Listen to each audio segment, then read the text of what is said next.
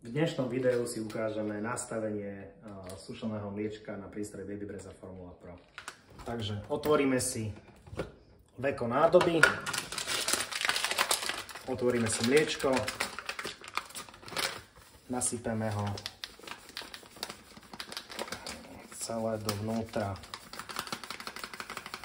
dávkovača.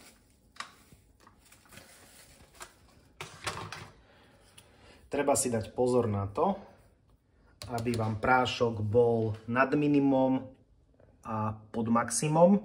Je to dôležité kvôli presnému dávkovaniu.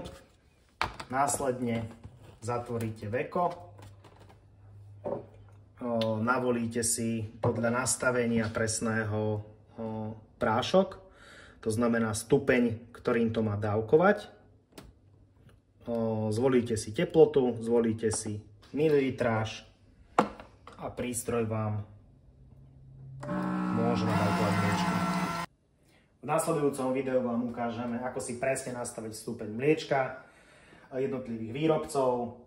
Tipy a rady nájdete na našom Instagrame alebo na YouTube. Link nájdete v popise.